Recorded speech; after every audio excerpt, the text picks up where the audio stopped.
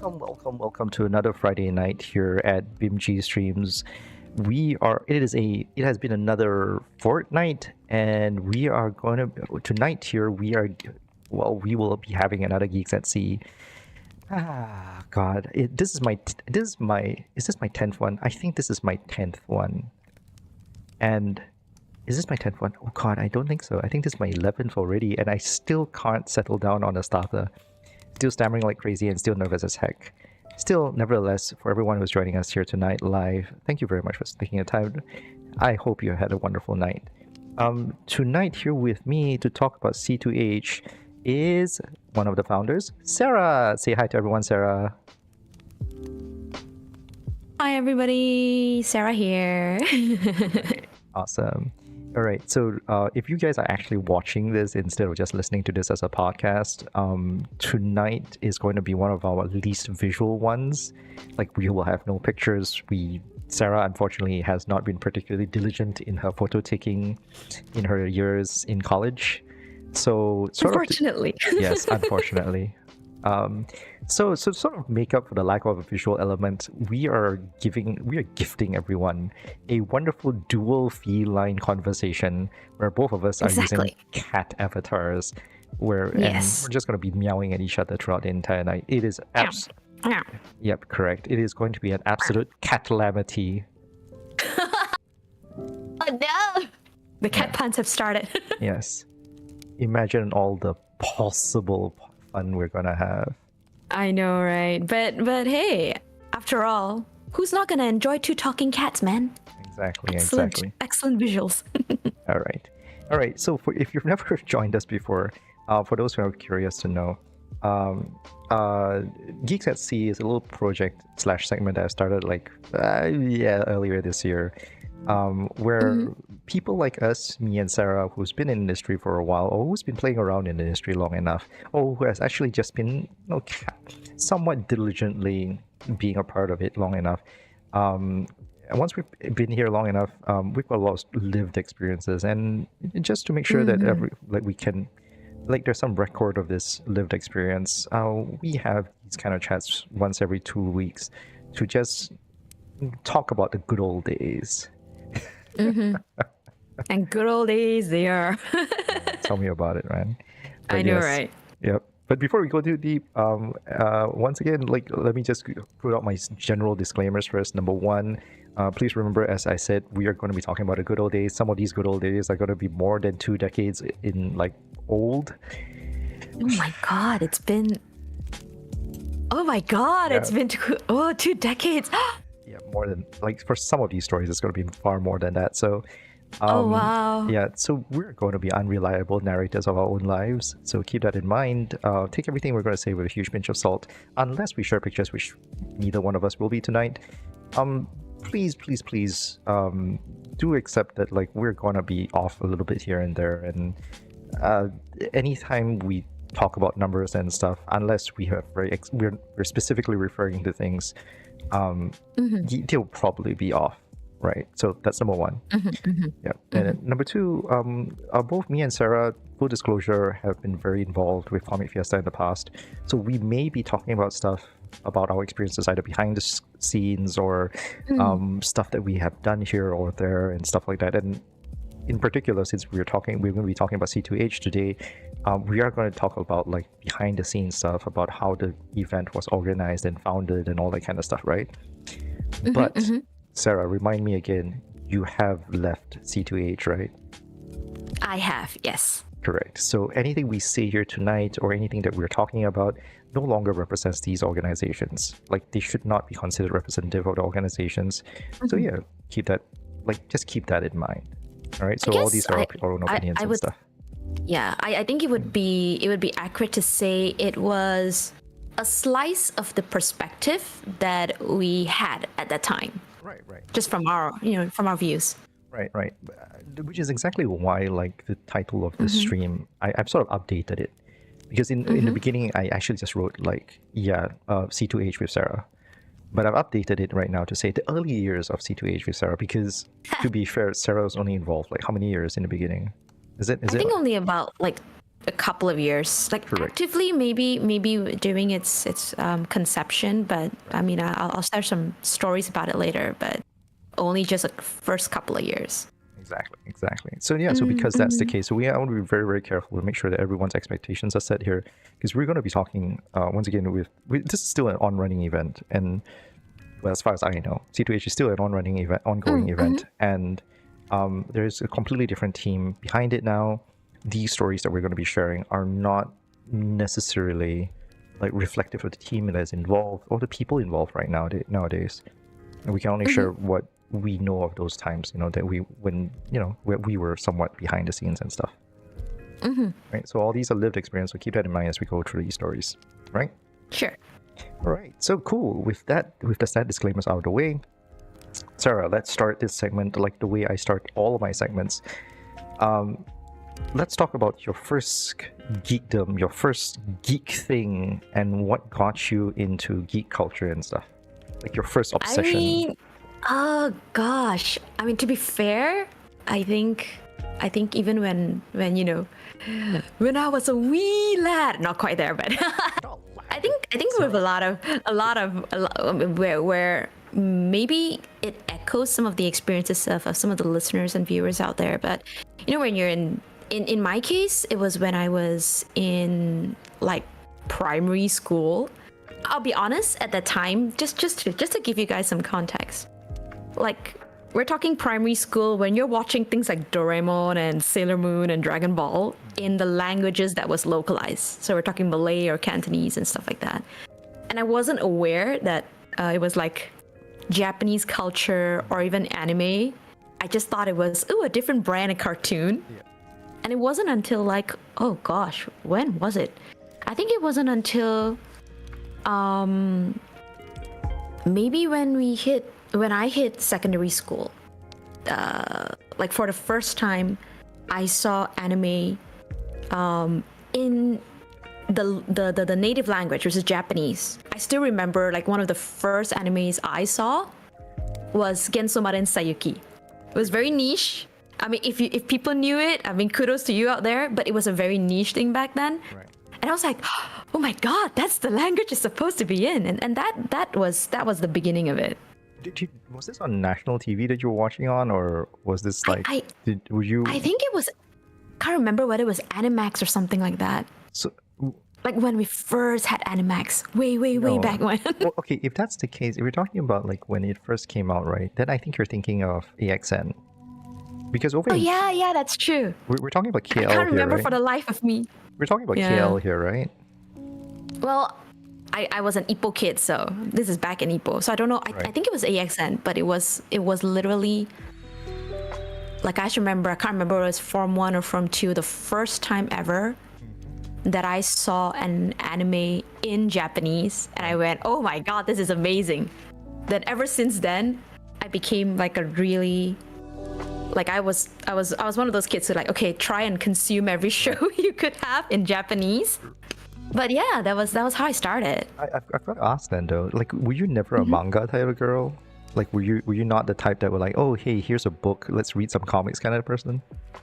You know, the irony is that I read books. I was a very heavy reader. Like I love books. Yeah. But again, because I knew so little about the culture then, I would say I started with anime. And for me, one of the parts of the whole geek culture was actually the language. The language was one of the reasons I got really into anime.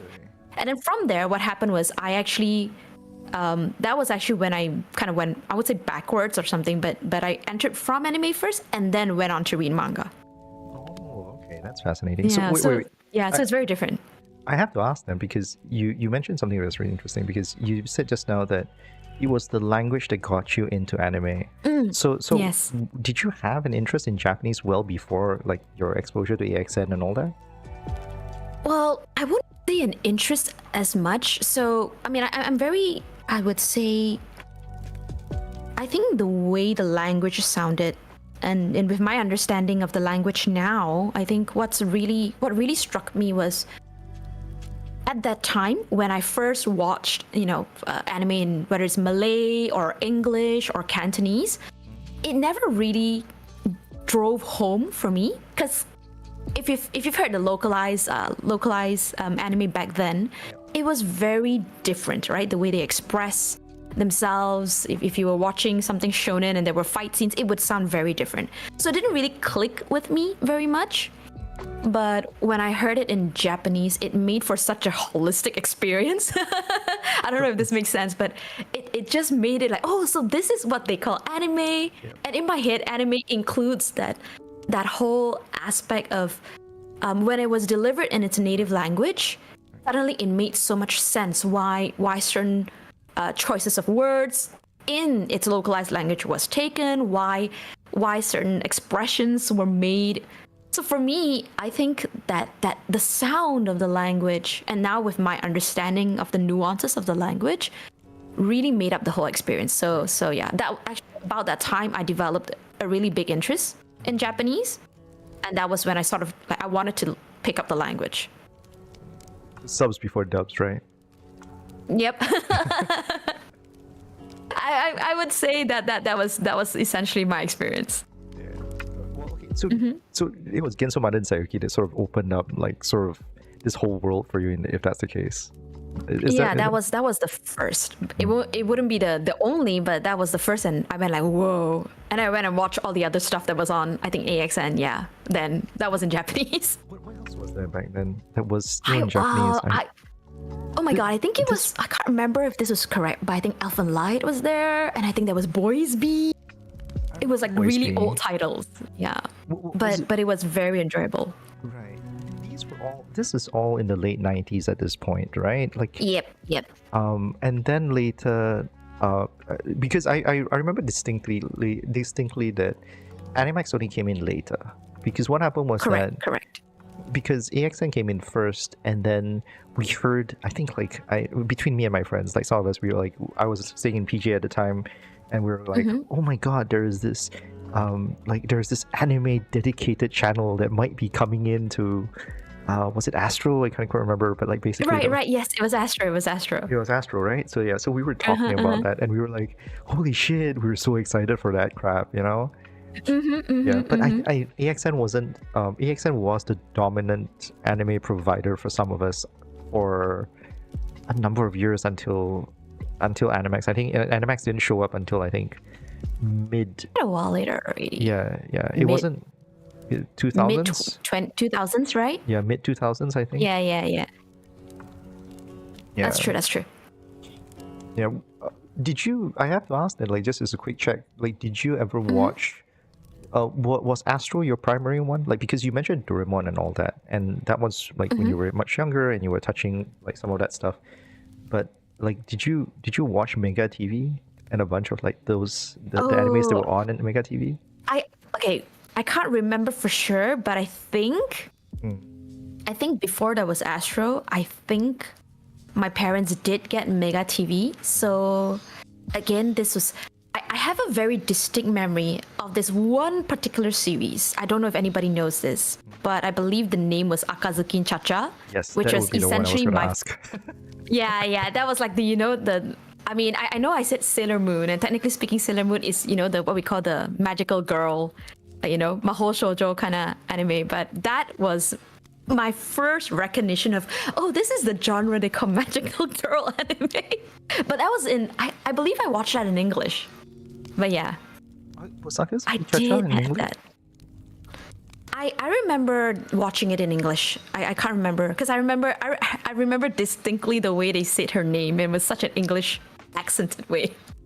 I was like Cha-Cha. I'm like, oh dear.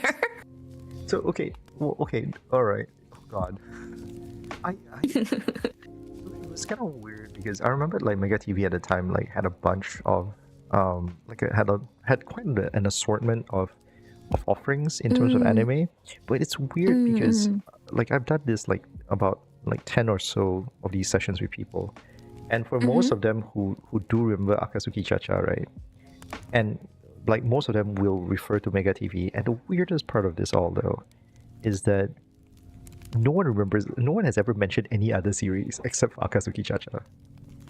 I'm guessing it must have made quite the impression. yeah, I can't remember the exact other series, but yeah, that was the one that really, at the back of my mind, I sort of remember from my childhood. Oh God. Mm-hmm. Anyways, okay, so let's move on a little bit. Like, so this was when you were in your teenage years. Um, uh, Genso Sayuki sort of opened up this door for you. What was next for you immediately after that? Like, what were you following up on? What were the next steps for you? Because I'm very curious, about like how this sort of like snowballed for you.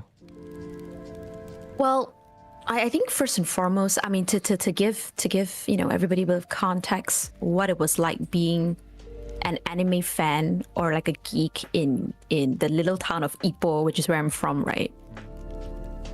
It was like, I don't know if other people out there share this experience, but you wouldn't know any other geeks in the immediate, not only the immediate area where you were staying. I didn't know any other geeks, quote unquote, like any other otaku or people who like anime or manga in my school. So I remember being like I guess for me, I shared a lot of that with my siblings.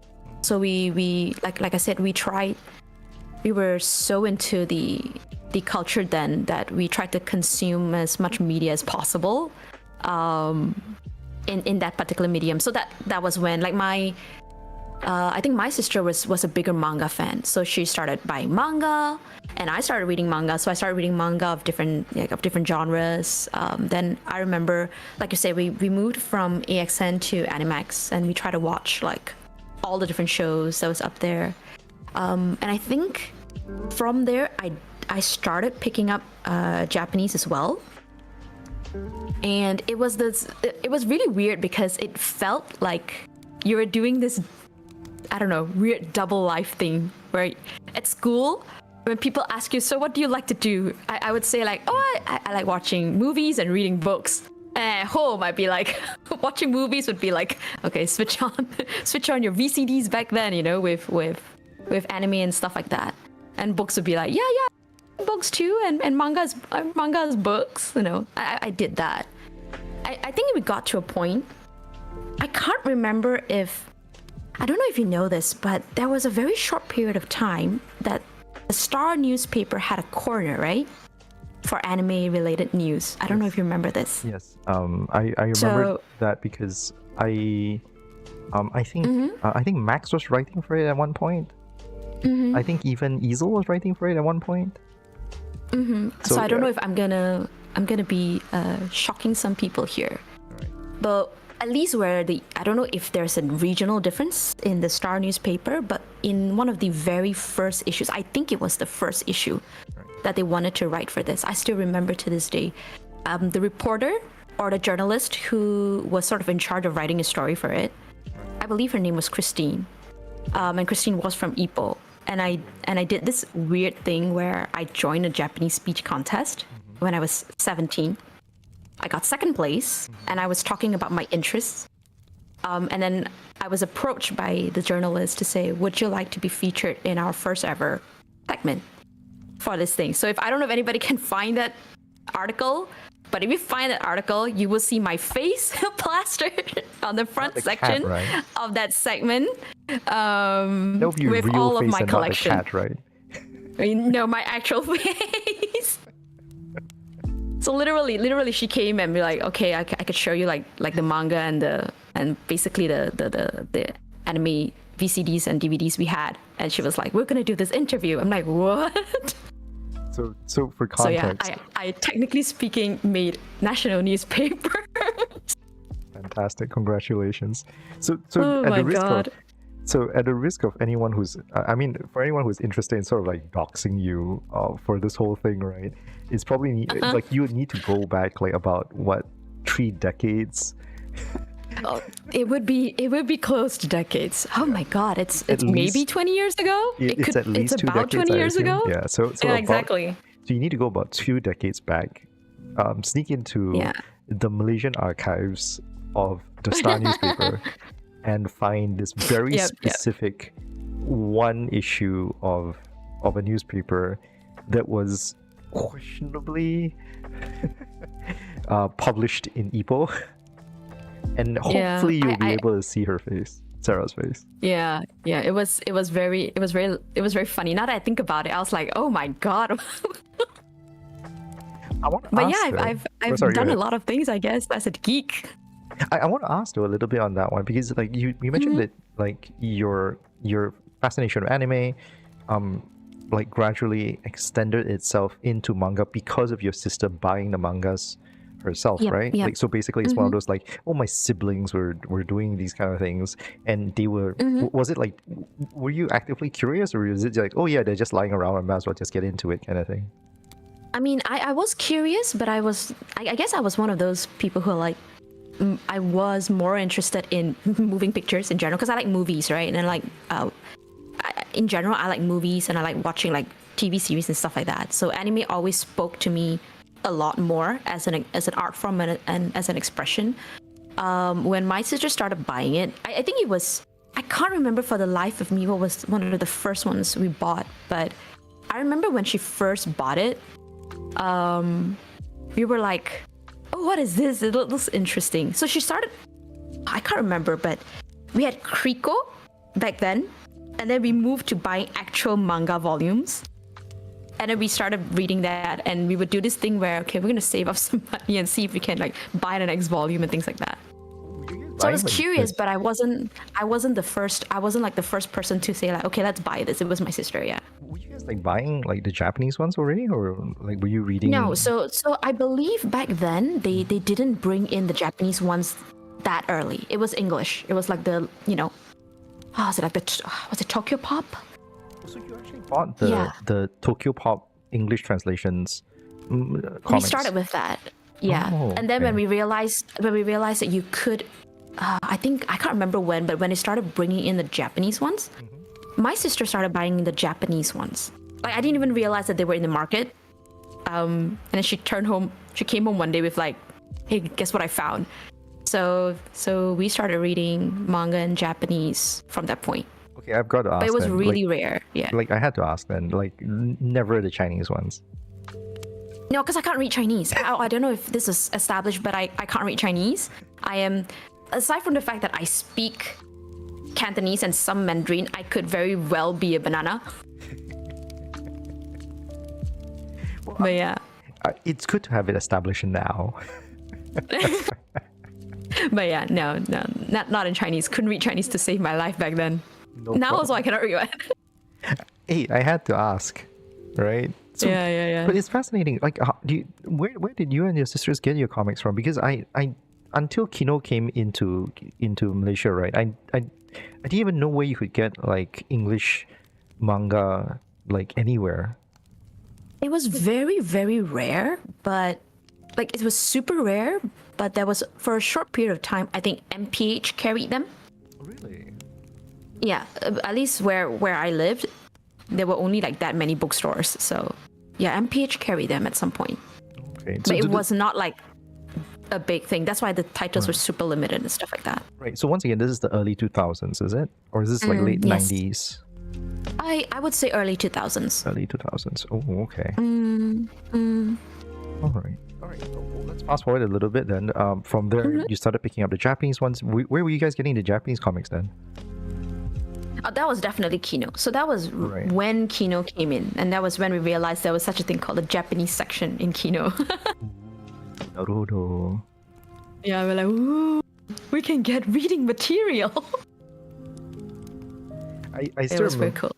I mean, I was in KL when Kino first was first introduced to KL, and I remember like they had like the full range of like Japanese related media and stuff. I was really close to some of the cosplayers and stuff. Like some of them were like, "Oh my god, you can get all these kind of cosplay references and picture books and stuff like that, all from Kino." And like they brought it in, you get all the mangas and stuff. It's like, oh, Yeah, it was really like, I mean, I was the kid who, you know, I wasn't really very active in terms of like, I wasn't an outdoors kid. I was pretty much an indoor kid. So my hobby pretty much involved, literally, right, I was one of those kids who would go to a mall, and if my parents wanted to spend 6 hours in the mall doing whatever, I would sit in the bookstore for 6 hours reading. nice. Yeah, so it was literally Candyland when we first found Kino. I'm like, oh my god, all these amazing things. But yeah. All right, so let's move on. So you went from anime to manga. All this while you picked up. Did you pick up Japanese on your own? When do you start picking up Japanese? Because obviously we're all Malaysians. Both of us are Malaysians. Japanese is not part of our usual curriculum. We don't naturally learn this language. Like, so when did you start learning Japanese at this point? Because at some point when you were reading Japanese mangas, I have to assume that you know what you're reading. Yeah. So, when was that? I mean, I think a lot of us always start off with learning on our own. Right. A lot of us who are maybe like geeks who were exposed to Japanese pop culture or Japanese language, whether it's anime or manga. I think a lot of us do this thing where, if you listen to it with the subs on, you'll learn eventually that, this word means this, that kind of stuff. Right. But I said officially, but I basically had like a tuition teacher kind of thing come over. I think it was in form 3, form 4. So this is also in the mid 2000s. Kind of yeah. So we're talking like mid 2000s. I started picking up the language with like a teacher, because Ipoh didn't have a language school back then. Oh, okay. So I literally had to. I guess my parents were very surprised because I wasn't really the kind of kid who like, I want to do this, I want to do that, but. Right. Apparently, my parents saw that, I was really interested in the language. I like the culture. And my mom out of nowhere found a Japanese person who was living in Ipoh who could teach the language. I know, right? And that's when I started. So I started like in the mid 2000s. And I was so interested. So literally after that, it was. Yeah, you probably got attracted there by the Ipoh Kaifan. But yeah, I was really I was one of those kids who like, okay, after that, not that you learn to speak, you try to use it as much as possible in conversation. Try to essentially, if you're watching anime every day anyway, you're listening to the language every day. So those kind of things. So that's when I started learning. So this passion basically like. But that language actually. I have to say, it was the fact that I knew Japanese that led to C2AGE, I would say. Fascinating. Well, I mean, let's not jump a little too ahead there, because that is like I do see a little bit of space in between here, where like basically it's in parallel to you exploring manga. You were also similarly learning the language along the way while you're going through secondary school. So, but that's not where your major is. Your major is you're a psych major, right? I'm a psych major, yes. Right. So, there isn't. I think it's fair to say, at least from that, like your interest in anime and everything else, like had no role to play in your choice of majors. No, not at all. I mean, I was realistic enough to be like, okay, there's no way I can use. I mean, it's not that there's no way, but I wasn't actively thinking about pursuing an immediate career or like further education in the language. I had other things I was also interested in, so I kept it very. I would say I kept it very cleanly, apart. So when I'm like, uni is uni, and whatever I was studying was what I was interested in terms of the pursuit of, future careers. And then what I was interested in was purely my hobbies at the time.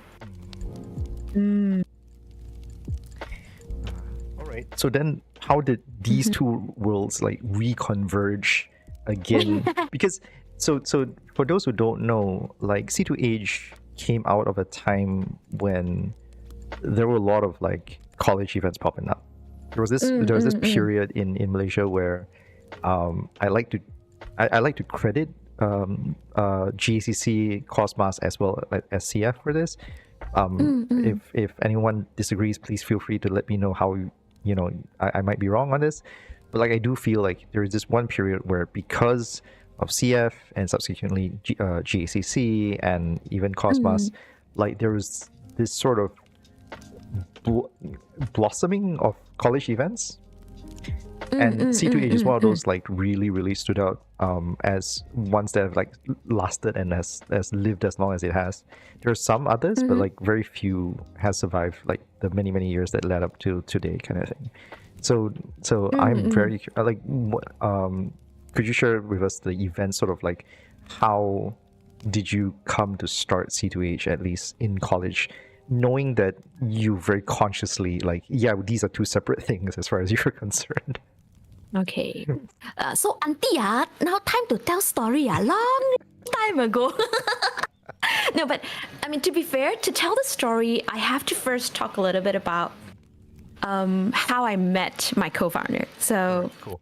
For those of you who might not be very familiar, I think because we're both very low profile people, essentially, it's not well known, but C2AGE was co-founded by two people. There's myself, and there was my co-founder Terry. And how the series of events that led up to it, right, cannot be anything less than serendipity. I still remember to this day, because like I said, I went to uni, and it wasn't like a known fact at the time, you know, like geek culture was really not as out there.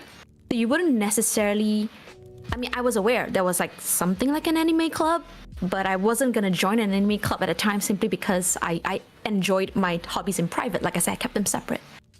And there was this one time, I still remember, cause you know, I sat in the corridor of my uni doing my assignment. And literally between the benches, right? So there was me on one bench, and there was a pillar, and then there was somebody else sitting on the other bench doing work. And God forbid, I heard this soundtrack playing from this girl's laptop. And I had this dawning realization listening to the soundtrack that it was One Wing Angel from Final Fantasy VII. And I couldn't stop myself, so I walked up to this girl. I'd be like, is this One Wing Angel? That was literally, I have to say, that is the geekiest, weebest thing I've done. Walked up and like complete stranger. We never knew each other before this. We were actually in completely different majors. We've never seen each other before. I went up and like, is that One Wing Angel? And she looked at me, and all she said was, yeah! And then we've been really good friends ever since. And it led to us actually taking certain electives together. And consciously this time. It wasn't one of, yeah, it was really funny because we decided to take an elective together. Right. And as part of one of this elective we were taking, we had to do something like a business proposal. I can't remember for the life of me what the name of the class was. Right. And we did this semi-jokingly, because it was like a group assignment, and we said, what if as part of a business proposal, we said we were going to open a manga cafe? Fascinating.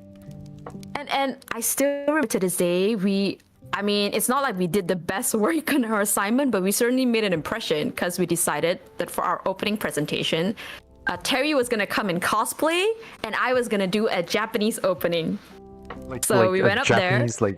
like Ohayo gozaimasu kind of thing, is it? I mean, yeah, I was like, "Hi, minasan konnichiwa," that kind of thing. Right. And it was just like a short greeting in Japanese. And I can tell you the number of looks we got. Like, 'cause she literally, like I said, she turned up in cosplay, which means everybody could see her already in class. And then she was like, okay, group whatever, and there's the bunch of us just trotted up onto the front. And then I started the whole thing in Japanese, and then she was like, she did the English intro, and then we just proceeded to do the presentation. I somehow imagine the alternative being worse, like as in if she wanted to surprise everyone with a cosplay and like just came into class wearing a cloak or something, and then that would be really strange. Yes. I feel like that would be worse. The alternative is just worse. Yeah, it was very cool in the sense, like I guess that was just us.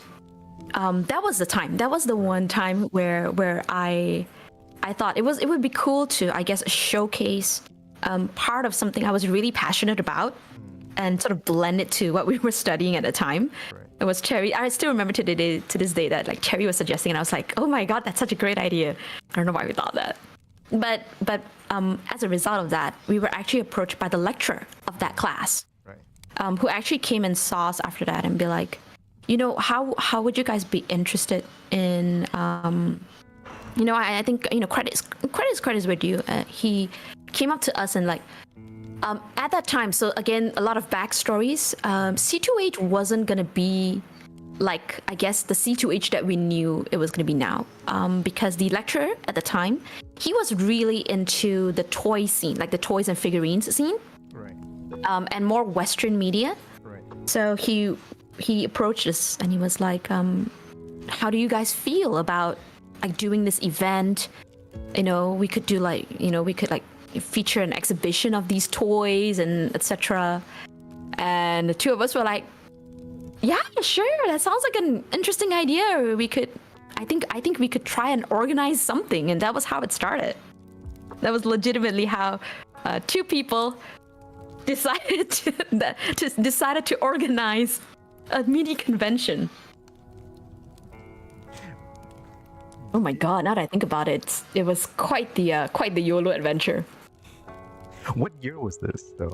Like, Actually, you still remember? it was 2006, I believe, because it was the year I did foundations. So yeah, 2006. Yeah, 6 or 7, somewhere there. Right. So in 2006, I'm assuming early 2006, since we're talking about foundation, and this sounds like one of your first assignments kind of thing. Oh yeah, I mean, I think it was mid of the year or something like that, because it was one of those, like I said, it was one of those electives you could take. So second semester, yeah, about middle of the year, maybe July, August, I can't remember for sure, but it was middle-ish of the year, yeah. Right. So from that proposal, you guys started talking about doing an event. Let's walk us through what happened next. Well, I can say for sure, before that, none of us had ever done an event ever. So the two of us like, okay, I don't know what we're gonna do.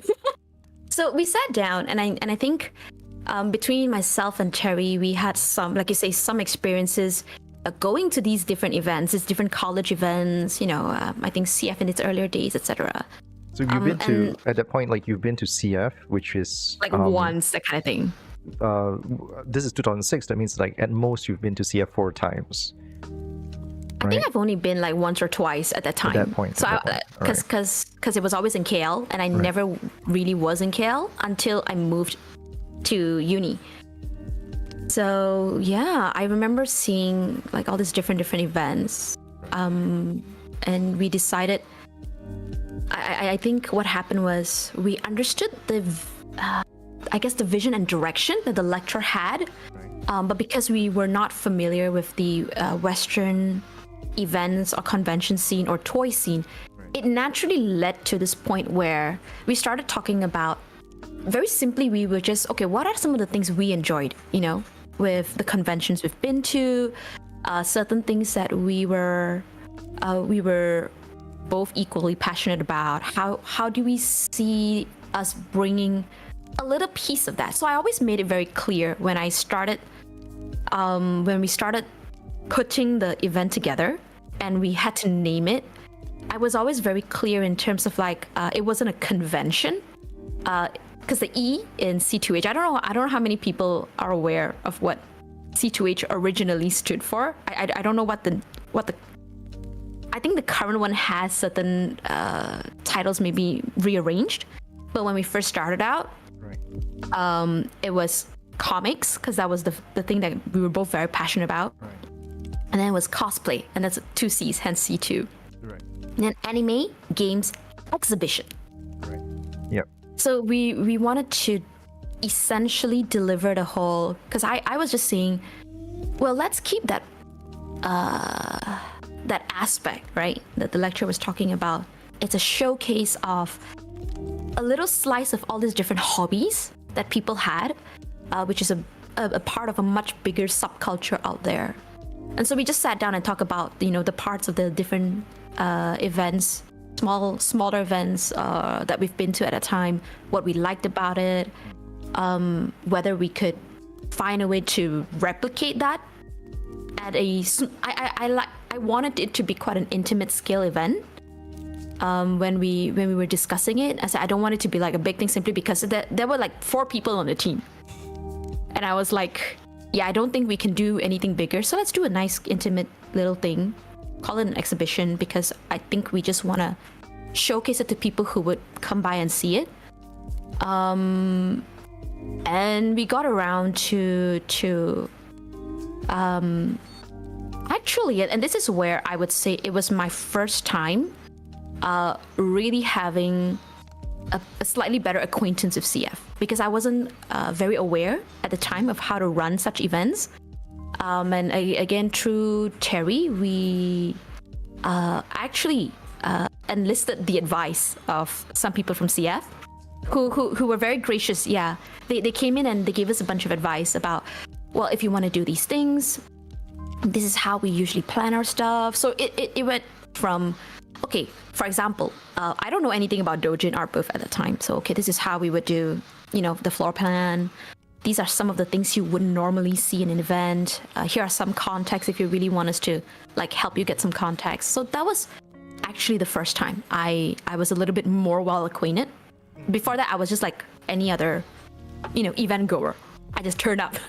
Do you still remember who you reached out to? Like who were the people you were talking to? Oh, it was like one of the much older gen CF people. Way back when. But I could tell you that it was through this experience that I've made some of the closer friends that I have now. That we know who are people that I volunteer with a lot nowadays. Mm-hmm. Okay. Just quick aside for those who don't know, Sarah and I both have a history volunteering for Comic Fiesta. Sarah, as far as I am aware, is still very much actively helping out Comic Fiesta year after year.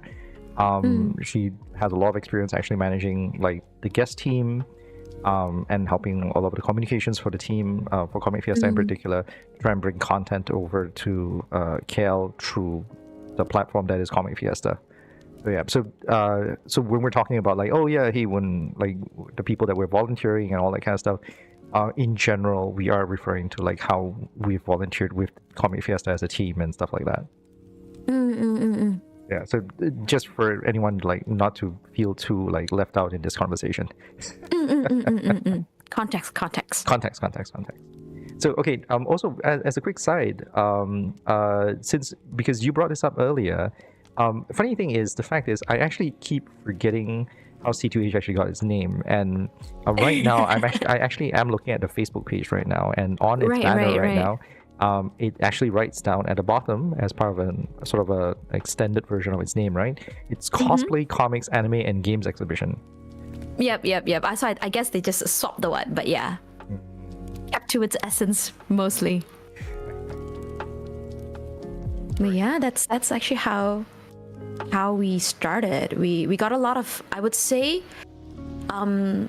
I think this is interesting, and this is lending to the bigger picture. I believe, Jared, talking about just college events, of how I believe, because it was during, I guess, the more budding years for geek culture in Malaysia, then it was many people were very, very generous, I think, with their knowledge. So I don't know if JCC had a similar story, but I think to this day I feel very lucky when we wanted to, when we both decided that we have no idea what we're doing. We're just two people who really like the geek culture, but we want to try and make this work. At least put up something decent. A lot of people that then were very generous in terms of stepping up and be like, hey, you could try these things. You could talk to these people. If you're looking for sponsorship, you might want to try and approach it this way. So a lot of the know-how, I believe, at least for me, when it comes to understanding how events are run, a lot of them came from all these people who were really, I believe, were a very tight knit community of geek culture in Malaysia at that time, who just I think we all just wanted to spread geek culture, so we were so happy to find other people who would do the same thing. I mean, I had this conversation, a very similar conversation with Ido a number of weeks back. In fact, Ido was one of, I think, like number 2 on like off my list. This is a playlist, by the way, so if anyone is curious, you can check out the playlist later. But basically, what happened was, GACC's history is fairly different. Ido went about it in a more sort of positive, competitive kind of way of looking at things. Like the way he saw it is like, oh, I must do better, I must do better, I must do better, kind of thing. And so that was their approach towards it. I think the energy he brought towards what he was trying to do with GACC was very different. And to be fair, that's perfectly fine. This is why we have these chats, and this is why we have these conversations, right? Exactly. Yeah. So yeah. But I have to ask then, like, so from that point, you spent like what, the next 6 months, is it? Like, because the presentation was in June, July, as you were saying. I can tell you, it was not 6 months. Oh, it was not 6 months. We had what? I guess this lent to the whole. I mean, okay, I'm gonna say this now, and it sounds slightly ageist. Oh, the things that we did when we were young. But we had like maybe 2-3 months to put it together, I think. We had these, right? Yeah, so I will be very honest. I don't know how we thought that was a good idea. So yes, people, if you want to organize anything, give yourself ample time to prep. But we were like, oh, I think 3 months should be okay. And we wrote a proposal. So essentially we said, yes, let's do it. We both threw together a proposal. And for those of you who may not be very familiar with how universities run events, so there's a hierarchy and a flow. So essentially, if you're a student and you're not part of any club that wants to run an event, you would have to apply, right, to your university, and somebody has to apply on your behalf. So in this case, it would often be a lecturer. So the lecturer who made that suggestion to us then took up the initiative to help essentially apply for all the required permissions and stuff like, because first and foremost we needed to use the university space. So you were going to make use of the university space as your venue. That was the plan. That was the plan, because there was no way. I mean, we didn't really know how else to go about it. And I guess as uni students, something to keep in mind when we first started, we were not thinking about doing it as quote unquote an event that outside people were necessarily going to come to. Right. I think both Cherry and I approach it as it's like a school thing for us. Right. It was like, oh, let's do it something uni, something small and intimate, something to share and expand on quote unquote, back then it was what we call alternative hobbies, I guess. At a university level. So we were actually targeting our own university students at the time. We're not outside people. It sounds so weird to call it an alternative hobby, doesn't it? I mean, back then that was what they call it, right? Now it's like people are talking about it. Yeah, I know it's anime, but that was the kind of language that I was exposed to. If that's the case, right? What would be an alternative hobby today? I don't know. That's a good question, though. Because I mean, I guess it's fair to go like, oh yeah, this is not common enough. You're part of some weird niche, and I understand that enough. You're like, oh yeah, sure, this is alternate. What would be the equivalent here today? That's a good question. What would be an alternative hobby today? Yeah. Would chess be considered an alternate hobby these days? Because I feel like the following is a lot smaller. Did we just come full circle? At the history, right? Right? Did we just come full circle and it's just like now, like, oh yeah, no, like sports is an alternative hobby nowadays?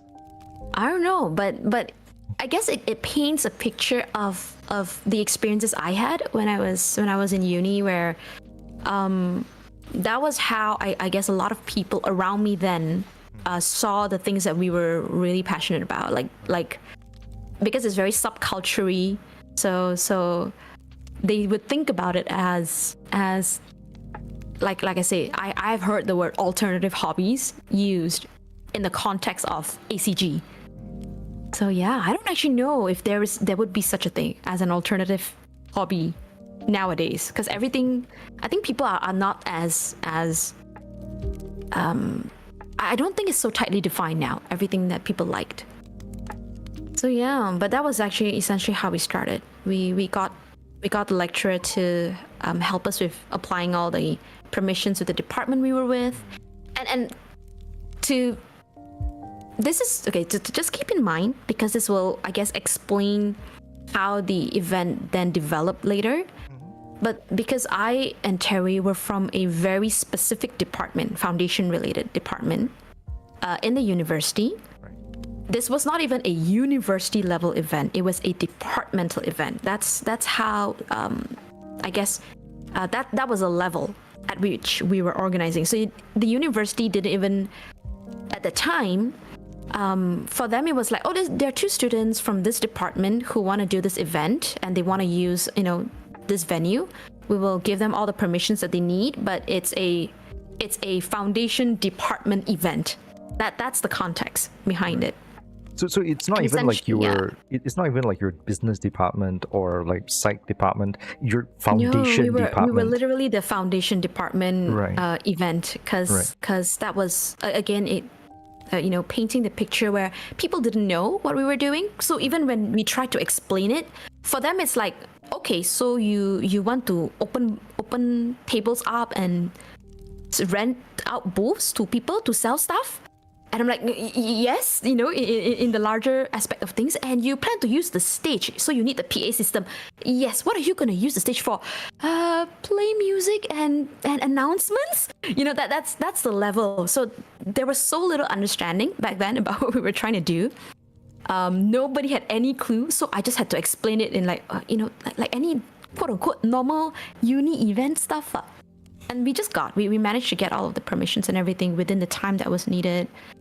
And again, if you've ever done a uni event for the very first time, you won't get a budget. So that was one of the things I remember. It was not a budgeted event, which means they didn't give you money ahead of time to be like, here's how much you can use for what. It was one of those things where, okay, the department will agree to cover some of the expenditure that occur that occur because it's a student-run thing, but you would have to apply after the event is over. So it's a reimbursement. That kind of stuff. Yeah, that style. Okay. So that was it. It sounds like there's a risk that like if you actually spend on something, the university looks at the bill and go like, no, there's no way on earth I'm paying for that, and like you just end up going in the red. Always the risk, yeah. So that was always the risk, and I think I don't. I mean, I'm gonna say it now. Now I can say it, right? Because it's been 20 years. I remember walking up to my mom and be like, "We're gonna do this event, Ma." So I think the uni is gonna let me reimburse. But can I loan? I remember saying, "Can I loan a little bit of money to just cover some of the things like printing costs?" And I mean, we're lucky because we have everything else from the uni. So I just say, I just need printing costs and any small expenditure I might need for promotional material at that time. So your mom was actively a seed investor. Essentially, my mom was just like rolling her eyes. She was like, okay, I know you like all this anime stuff. Fine, I'll borrow you a little bit of money, that kind of thing. And I remember like, okay, sure. And then I remember like, okay, we like I say, you don't know any printers, right? So what did you do? You did the shortest job possible, right? So you asked for permission. I remember like, okay, we're gonna design our own posters. And then there were photos, right, that you could put up. And I remember going around asking for permission. I'm amazed I still had this concept, but I think I credit this to Terry. I remember going around and asking cosplayers for permission. Like, can I put your poster, like your photo on our poster as part of a promotional material? And I will put like a tiny C, copyright, whatever at the bottom. I still remember to this day. Asking for permissions, like asking cosplayers for permissions to use their photos. These are several levels higher than some of the events out there right now. No, but I guess I was really, I think I was really, really concerned about these things simply because my co-founder was a cosplayer, so I was really like, okay, let's make sure we get this thing right. So we did all of these things, all of this, ran the event, and I don't know how we did it, but we pulled it together again with a lot of help and advice from a lot of people. We pulled together I think a nice, tight, very intimate event on the date we said we were gonna do it. And it was interesting because it was very small. Like it was maybe 8 to 10 booths. We did do a cosplay chess, because that was one of the things that was like, oh, if you want to bring in cosplayers, you could try this thing. That was a thing back then, which is cosplay chess. So we did that. And I was super surprised because our the head of our university actually came, because I believe he was invited by the lecturer. The head of our university came, took some photos of some cosplayer. Right. And I don't know how we managed, but we because it was ticketed entrance. And I believe it was just for like 1 day, not even 2 days. I can't remember. And we somehow, I was saying, I don't know how I manage it, but first and foremost, I can say I managed to give my mom her money back. And I still, yeah, I still made a little bit for the university. Wait, so like you, when was this? What the event ended up being in September, was it? I can't remember, but yeah, I think it was sometime in September-ish, October-ish.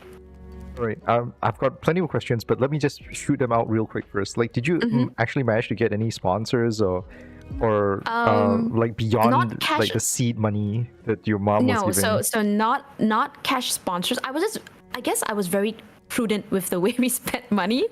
And I'll be honest, I was targeting university students, right? So we scaled ticket prices to reflect the fact that it's our first ever event. It's not a big thing, and it's for university students.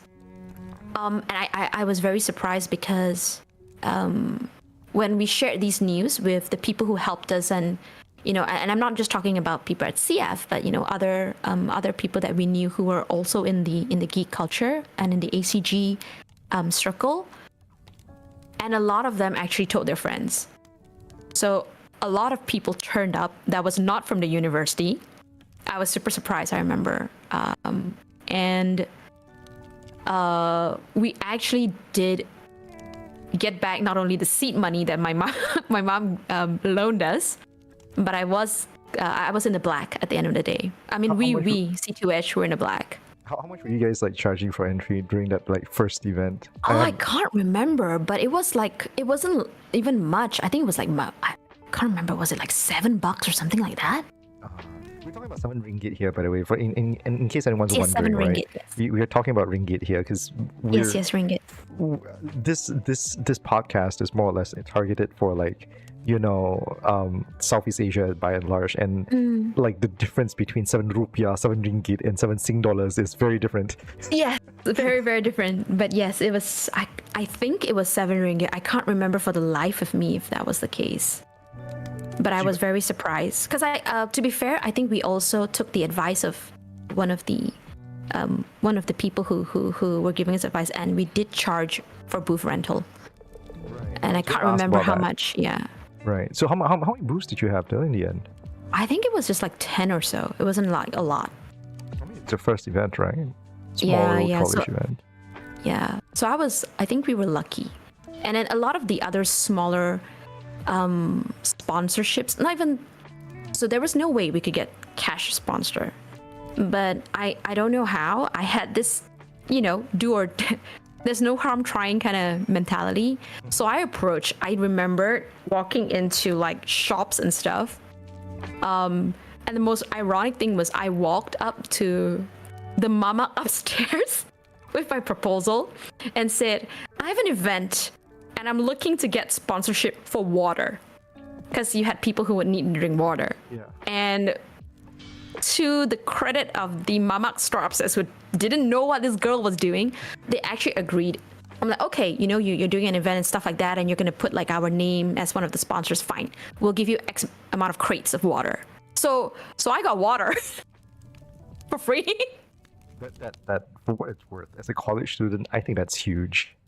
Yeah, that was one of the things that I think if you're talking about resourcefulness and just making sure that, I mean, for those of you who want to run your own event, sometimes it isn't just about getting money. It's about all these little things. And for me, every little bit mattered at the time. Okay. I want to ask then, like, you mentioned earlier, like how you were sharing the info of your event with some people. For those who don't know, like, we're talking about right now the first C2AGE, which was at 2006. If you go on to if you go onto Facebook though, if you go onto Facebook right now and you look up C2AGE, the Facebook page for C2AGE, which is very commonly the first like social media presence for most of the events here in Malaysia, it was first founded in 2010. So that means basically like you were promoting this event prior to your existence on Facebook. So where were you actually promoting the event at this time, and like how do you go about it for you guys at the time? It was mostly word of mouth and MSN. MSN. So I mean, put it this way, I'm not the most savvy when it comes to social media. If anything, I mean, those of you who know me will realize that I'm a little social media aversive. I try not to. I'm not very active on social media. I'm not really out there. I try to stay quite low profile. So I wasn't even the person who was like, let's make a page kind of thing. I think ultimately I did a lot of the operations, and I believe Terry did a lot of the marketing and PR stuff. So I told her, do whatever you need to do. But a lot of it is, at the end of the day, was word of mouth for us, because we were just telling our friends, because we were happy about the project. And regardless of whether it was going to turn out great or not, or whether we're going to make losses and stuff, we just wanted to share this with, our friends. So I was actually like telling my friends as the whole preparation was going on, oh yeah, we're doing this event, and I'm learning so many things, and this is the experience so far. And I think Terry did very similar with her circle of friends, and her circle of friends at that time also involved people like I said, who may be volunteering for CF right now, or were in other events, or that was available in other universities at the time. And I think that just somehow worked for us. It was literally just lots of word of mouth, I believe. And yeah, it became a whole like, let's just get our friends to come to just enjoy ourselves. It was a good way to just meet friends, because we wanted to have a reason to meet friends. Funny parallel here, yeah, because for what it's worth, this from that is actually very similar to at least how Mandy was sharing the founding of CF, like how they started off the first years of CF, right, was very much going like, hey, like we saw they were looking at events like Comic Cat and all that, and we're like, hey, I want to do something like that, because I'm not going to go there and do that. I want to do that here. Let's just do it here with a bunch of friends. Like they just wanted to share in this experience with a bunch of friends. So, yeah. I think a lot of us do start with that.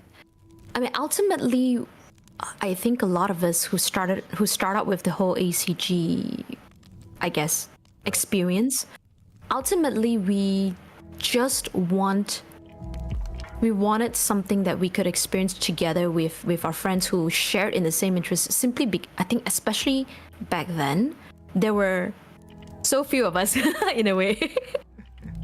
It was so rare that we had to celebrate it some way. Okay, so just as a quick recap, yeah. So the year is 2006. You guys started off with a business proposal for a manga cafe, which then, from a lecturer's prompting, evolved into what essentially was a 3-month organizational like mad dash to not only gain experience, to gather sponsors, to beg parents for money. Yep. And getting the word out there, and doing your own design, setting up the name of the event, and all that stuff, and even negotiating with your school, because there was no freaking budget. You weren't under a club, so there was no budget like under all of those circumstances, and pull C2H together, basically. Yeah. Right. And you managed to oh hit my it in the God. black. And you managed to hit it in the black. I think that's the important Yeah, part. I did. Yeah, I gotta say, when we hit it in the black, the lecturer was very surprised as well. And then of course then it became a whole like, okay, because this is the university. Essentially the university gave you the event, gave you the venue and stuff like that, so the money had to go back to the university. Right. And keeping in mind what I said earlier about how this was a departmental event, and it actually explains why I was only involved with C2H during its very early years. It was largely because of that. So we kept it in the department. So it became like a highlight event that the foundation department did every year. I wasn't expecting that. So they were like, I guess the university and the head of the department was so surprised that, apparently there's a demand out there for this kind of event, and there are more people than they expected who were ACG fans. Right. That they then decided that, okay, you know what? Let's make this like a yearly thing for this foundation department. And for better or for worse, because it's foundation, you only do 1 year, right? So both Terry and I, we essentially moved up to our respective degree departments, and because we were no longer in the department of study that this is under, we couldn't at that time be directly involved. So I would say we were more like consultants. Oh, okay. For the next generation of organizers. Right. So the next group who took over the organizational aspect. I guess it must have been a very different experience for them, because we started out, I guess, learning everything from ground up, but also coming from a place where we were very passionate and we knew a little bit more about what was going on in there. And I guess it must have been very different, I guess, for these newer groups of organizers who came up and realized that, there's this event that, quote unquote, the predecessor did, and that, the foundation now wants to do. So it was very interesting. So we were really just consultants. Yeah. I actually wanted to ask about that, because when you were saying about how this was purely a foundational thing, and because like a foundational departmental thing, right? And that like the instant you went past your foundation, which lasts only 1 year, which means that, hey, the longest you would actually actively be organizing the event would only be 1 year. Yeah. Like there is a lot of legacy knowledge that disappears and just like passes through as a result of this. Like like how it's fairly, I mean, I'm sorry, but like this, how is C2AGE able to maintain itself if that's the case? Because there is no, I think, so funny story, I guess, is that in the first 2 years after we left, right. I believe C2H went through a period where there was a lot of exploration, largely because I think again the next groups who were supposed to organize events weren't as sure. Like you say, a lot of legacy knowledge was lost, and I don't think we necessarily did the best we could at that time to preserve that knowledge and pass it on necessarily. And what I think really brought it around is at one particular generation, I believe the person who sort of was really helping out the longest was, I don't know if Jared knows, but it was Grace. Oh. So Grace was actually from the same university that I was, went through the same the same departments. And I think at that time what happened was, because I started being quite, like, I was a more active attendant in CF events and stuff. And I think I can't remember if we knew each other from attending events, but then we found out that, hey, we're actually from the same uni, and now she's in charge of C2AGE and stuff. So there were actually some moments where, although the first few years, I believe we people are trying to find a way and maybe approach the event from a very different perspective, Right. that eventually it came back. I would say it came back to a very similar point for both, when we started, and then when it came to, I believe, the year that Grace batch was organizing it. There was also, I do remember there was a couple of times they, came up to me because I was in a completely different building / department, and they're like, oh, could we have a conversation about like how this was done during our time?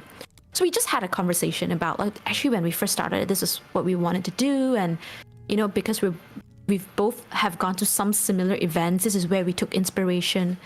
And I think what happened then was that sort of slowly helped C2AGE maybe reposition themselves, and then sort of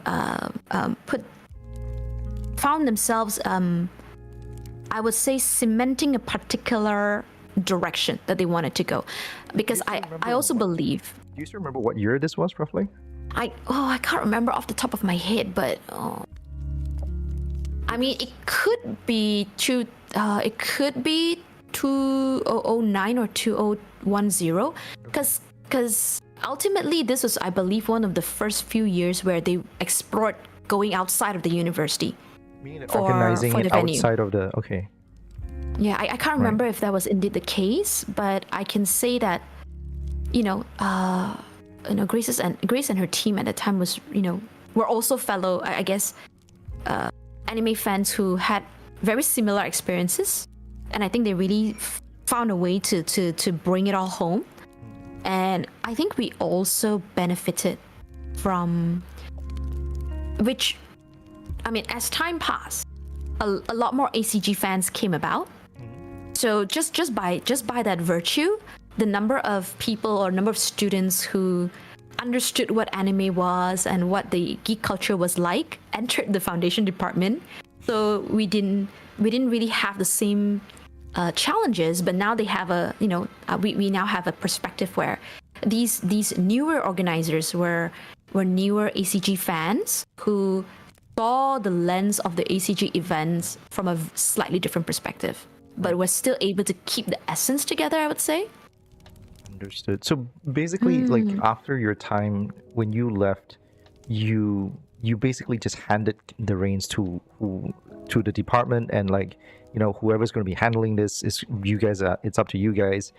And it wouldn't be until several years later when Grace comes back to you guys and say, hey, we're interested in doing these kind of things. What was it like for you guys when you were doing this, or when you're preparing it and organizing it back in your day, that you came back into a picture a little bit? But even then, like, what it sounds like is like there wasn't a lot of hands-on even for you. Is it? Yeah, I mean, I wasn't, because I remember, like, I was like really fully into uni studies at the time. So I remember, like, I could give you some advice, share with you some stories, maybe point you in certain directions. But ultimately, because I've been away, right, for a few years, ultimately away from the quote-unquote team, so as to speak, I didn't feel it was appropriate to suddenly step and be like, okay, do these things. And I didn't want to sort of impose myself that way as well. Yeah. And neither did Terry. So we were both just like, okay, we could share our experiences with them, and how they chose to approach the event afterwards, that's the prerogative of the team then. And we did also make sure that the team understood that, look, at the end of the day, how you run the event, how you, the version of the event in which you iterate, that's your experience. And you always have, because the lecture, it's the same lecture, right? You always have that lecture to sort of hopefully help you along the way in terms of legacy knowledge. I've been so far away from the department at that time that I was not as familiar anymore with the way the department worked. So really, I was just sharing stories with them at then. Right. Yeah. So generally, the expectation at some level was that the lecturer would become the source of legacy knowledge, if that's the case. Is that correct? That was my expectation then, simply because it was the one constant. It's the only way the that teams would change happen. every exactly Right. because the teams would change every year because that's how foundation worked, and the only constant thing that would go through the whole thing would therefore be the lecturer. I mean, we kept documentation. Like, I remember writing reports for it and like the proposals and stuff. And I would, I remember leaving the reports and everything with the department, but that was all we could do at that time, based on our understanding of how the department worked at the time. Was there any moment through the entire organizing, like, because from what it sounds like, at least the first time organizing everything, considering like, hey, you guys were in the black, and the scale of which that you had to, like, basically it's from 0 to 1, so I think expectations were set pretty low. Overall, it overall felt like, yeah, everything went off pretty well, right? Was there anything in particular that you feel like, oh, I wish this was done differently, or I wish we could have done things differently for whatever reasons there might be? That's a good question. I mean, if I were to be entirely honest, I think that's a very difficult question, simply because when it comes to organizing events in general, I think each person will have a certain, for the lack of a better word, style. Like, if you ask me, were there things I would have approached differently? Oh, there were a lot of things I would have approached differently, just in terms of, for example, how simple things like, the type of content. It can be from the type of content to how I thought they were approaching marketing or stuff like that. But because I'm not the person who was in the hot seat, I also can't say, you should do this, simply because I've been there. I've been in a situation where people can easily say, you should do this, and then realizing that, okay, it's not as easy because, for example, you may not have permission to get certain things done. You don't have the resources that you would need. But I guess if there was something I observed and I thought was, would have been great to keep doing, was essentially have a more structured way of passing the event know-how along the way. Because I mean, thinking about it now, right, it literally was every batch that had to go through this, I feel like it's trial by fire. Because essentially you'll be like, I don't know how to run an event, and then suddenly you're telling me, okay, here, do this. I think it would be very stressful. Yeah. And not every group would have the same kind of resources that the previous group or the group after them would have. So I did think about it, yeah. So I do have a question on that one, but I'll come back to that a little bit about resources. But do remind me if I forget.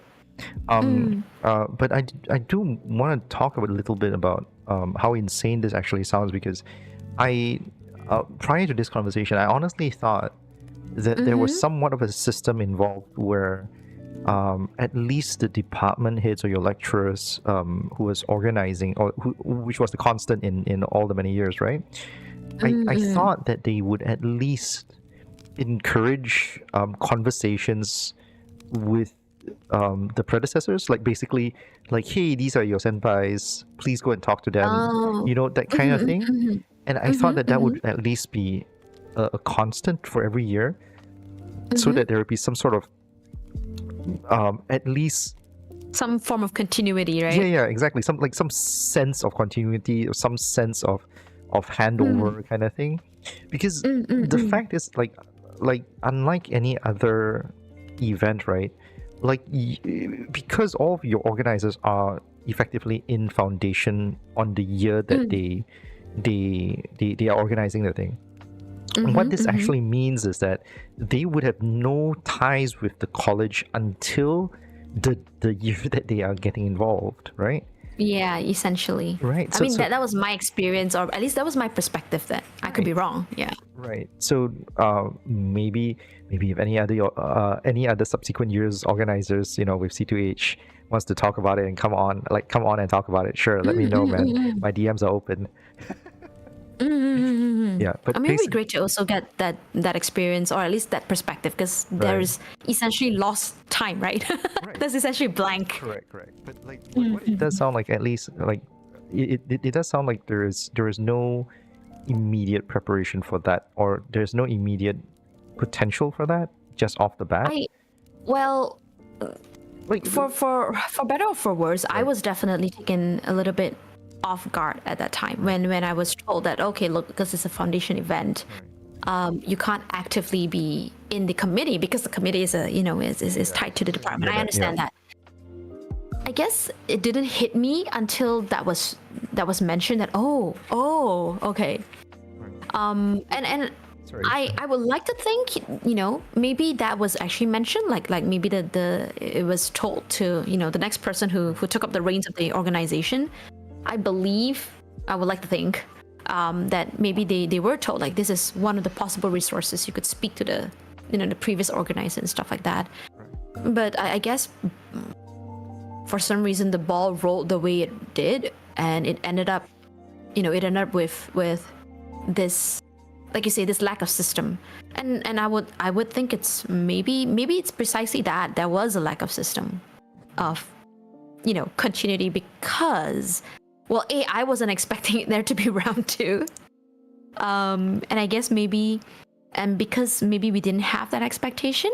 Okay, then I have to ask on that one then. That means, like, basically when you guys finished the thing, you did your reports, you handed them in, the money, your lecturer basically said, all your money is belong to us. Yes, pretty much. Okay, from that point onwards, like, there was no follow-up. You had no control and no understanding on the future plans for C2AGE already. Like, you were no part of the conversation. You were no part of the, like, you birthed this baby. Unfortunately, the baby is like, nah, your college basically said, nope, sorry, like, yeah, thanks for all this. Yeah, but I suppose if you put it that way, but I would say, I had this impression.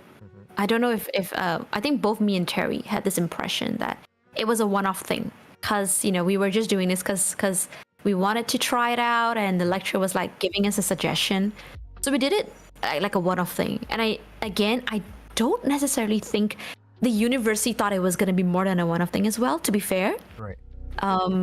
But again, it turned out that there was some form of demand for it, and when they finally decided, let's do it again a second time, I think by that time we were already on the way out of the department, because we were finishing up our program. Right. So when we had that conversation, like, we might be doing C2AGE again this year,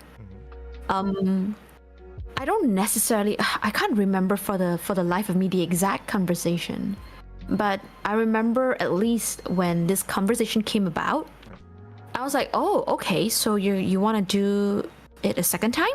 So do you want us to, like, get started, etc.? And I think that was when they spoke up about, like, okay, because this was done under the foundation and you guys are moving to completely different departments, we want to keep the organizing committee to within the department of the foundation. And I like I said, I was like, oh, my baby, kind of moment. I did have that moment for a bit, and I was like, what?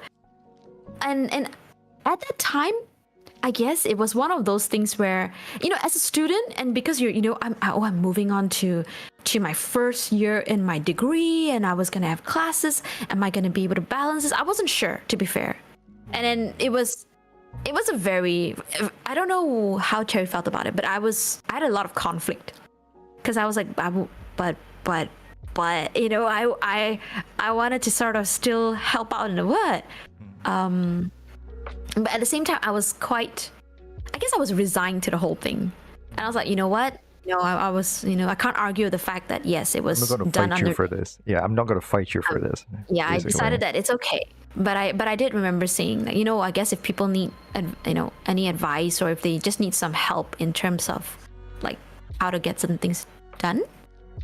So then, yeah, okay. So yeah, I just decided that, okay. Right. I mean, sure, that's just how it goes. Right. So you very much so basically towards the end of your foundation year, they started conversations about wanting to do C2H 2, and you came and somehow like they made it very clear that you cannot be a part of it. It's basically At what least you're not the main, so not the right. direct organization community, Right. committee. Yeah. Correct. So basically, and then from there, you said, "Hey, if you want anything, you can come and contact us." Something that they basically just never took up until several years later when Grace finally did. Well, that was close to my experience. I think ultimately, like I say, some people may have I think a lot of them would have done this thing. I understand where they come from. Right. They might have, like, for example, approached us like once and be like, we would like some guidance about this, and then I think we would have responded. Right. And then, for example, there was no further communication from that point. And I think I can understand from the whole perspective of, you are ultimately running an event while doing your studies, which is, it eats up your time. Yeah. So I see where they're coming from. So basically, like, at least from where your standpoint is, like, they just weren't in the right mindset to go like, oh yeah, I totally wanted to leverage on my senpai's experiences and try to figure out how to make the best out of this thing. I'm only doing it because my lecturer is asking me to do it. I mean, it could be that, or I wouldn't know until I hear their experience in full. But that I can say that I wasn't very involved with the next couple of years until the year that I remember having a couple of sit downs with Grace. But that was, and even then I was like, by that time I was like, okay, it's because it's been out of my hands for the past few years, I can't say this is how to run it, but here are some of my experiences, and you guys can go ahead and do it the way you want to do it. But I did remember seeing, like, it's very important to do the stuff that you enjoy, because that was a big thing for me. Like that's how C2H started. It started because we enjoyed these kinds of content. So you wanna do, even if you want to do something different, do something that you enjoy. I probably was one of the things. Yeah. Right. I should probably like flag out, like, it is very presumptuous of me to like assume the motivations of any individual person. I can only make guesses based on actions, and like obviously there are circumstances for everybody, right? Like it's like, oh yeah, hey, I'm stuck doing an event in my foundation year that I was totally not prepared for. Like that. Even if you wanted to make the most of it, sometimes can be very like you're just assaulted by so many different conflicting problems that you're just not going to like, oh yeah, and I guess I'll just get it over with kind of feeling, that kind of thing. And I think it's also important to remember that they had one thing stacked against them that we essentially didn't, and that was expectations. Right. Okay. So that was another thing I wanted to talk about, but I do want to mention about resources, right? So these are related. Let's talk about expectations, as you were saying, because I think to a lot of people, when they think like, hey, it's a college event and all that kind of stuff, I think a lot of people wouldn't know the nuance of exactly what we've been sharing today here, where it is just purely organized by the college's like foundation department students. Funny thing is, by the way, we've talked about the college, like it's a pronoun game. We've never actually name dropped the college itself. Yeah, I like how we've been talking about. I mean, I generally, I'm not naming names, and I've been using a lot of pronouns. Yeah, I've been using a lot of nouns. Yes. I feel like it's impossible for us not to name drop the name of the college, because it's not like it's a secret. Yeah, and the brand of the event is basically bound to the freaking college itself. So, I know. I don't know why we're playing this game. I guess it's just me and the way I do conversations, because again, it's in my nature first and foremost, but it's also just from years of doing work, where I guess you learn to not put certain kinds of information. It's just my habit. But okay, just to put it out there for those of you who don't know, it was Help University at that time. I think it was called Help College. Yeah, it was like Help College or Help University College. Now it's Help University, but yes, that was the brand that was attached to C2AGE at the time. So I mean, it still is, I believe so. Right. So as I was saying, I was getting into is about expectations, like you were saying, right? And how like most people would never have expected this whole thing to be organized by foundation students and foundation students alone. This basically means like you were fresh out of secondary school and you're like, oh hey, yeah, let's I joined this college and I'm going to be a psych major, I'm going to be a business major, I'm going to be a mass comm major, whatever else there is. And then in the first year of you joining university, your lecturer comes up to you like, hey, you like anime, right? I made it very clear. I think me and Terry both, we made it very clear. We essentially both had a coming out that day. That's essentially it. Right. But my point is like for anyone else after you, right? Like that's what it's gonna Right. be like, right? Like you go into a university not expecting anything else. Yeah, that's true. Where you have what essentially is, as we have described, as you have described it, an alternative hobby, and you go into class. Sorry, you go into class, and somewhere in the middle of class or like towards the end of a class, goes like, "All right, everybody, we have a foundation project that we would like volunteers for." I can tell you by the way, I can tell you by the way that it was the prerogative, not prerogative, but it was to be run by the council of council. Yeah. So it wasn't so much even like they asked. They were like, okay, student council, now you can run this event as part of the yearly thing. Can, not must. That was is kind of it. Is it I a don't know can if it or a was must? So that I wasn't privy to, whether it was a Right. must or whether it was like a target set for them. Right. That you could if you want to kind of thing. Right. But it was traditionally done, if I remember correctly, by the student council, which is ironic because I'm not in the student council. So okay, But yeah. gotcha. So Yeah, so but so I'm yeah. not even. So basically, the school will run a student council election. You get you get voted in, and the school will go, congratulations, here's work. Yeah, essentially. But that just I don't know if this is how most things get started. You know how like in a lot of universities, right, the biggest quote unquote thing that the student council usually has to do is like, the yearly annual ball kind of thing. Yeah. So we didn't have an annual ball, not that I recall. Yeah, I don't think foundation had an annual ball, but there was like, here's C2AGE. You now can run this every year. Yeah, balls, conventions, events, exhibitions, same thing, Yeah, exactly. same difference, Yeah. right? Like it's a Exactly. gathering of people. Yeah. Same difference. Mm. Yeah, but of course, like with every passing year, like students would just look back at the previous year and go like, oh, they've set up this expectation, like we have to do better. I mean, that I cannot imagine how frightening that can be, because once again, as I said, Yeah. like that's not what you signed up for college for. Like you did not. Yeah. No? I imagine it would be really I think it's like, basically getting tackled from the side, essentially. Right.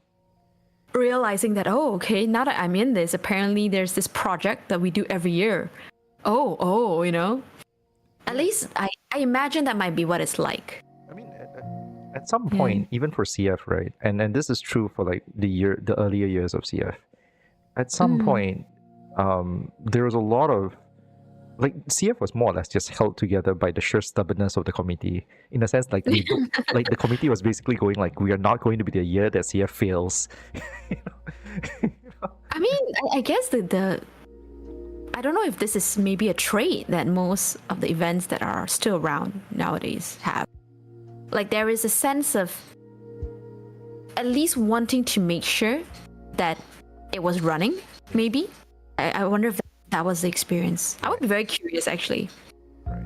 I mean, once again, if anyone's still organizing C2H and anyone listening to this organizing C2H says, hey, I was involved in the one in 2020 such or a year, something, yeah. like 2019 or something like that, and it's like, oh, do I have stories to tell? We'd be happy to hear your stories.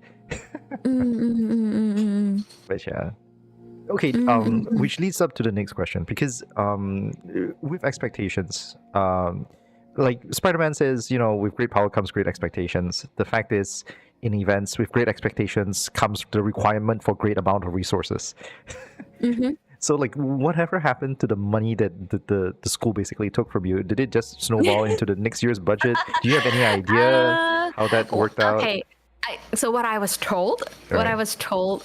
when I handed over like the money and everything, Right. what I was told was again, because I was not part of the student council then.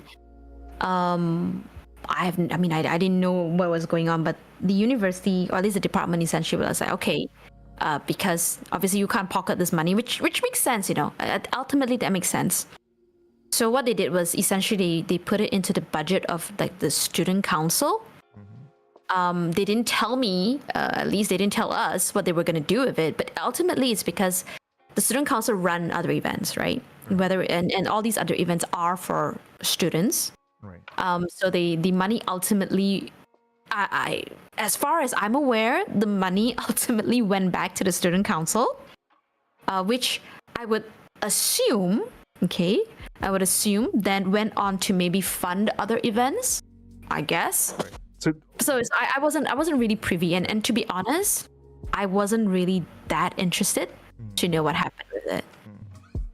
I will be honest, like I said, after I wrote my report, I handed everything back, money and all. I was pretty satisfied. Like I was like, yay, we did what we set out to do. Great, I enjoyed myself. But will I ever do that again? I'm not so sure because it was stressful. And I went back to, I went back to writing university assignments. Yep.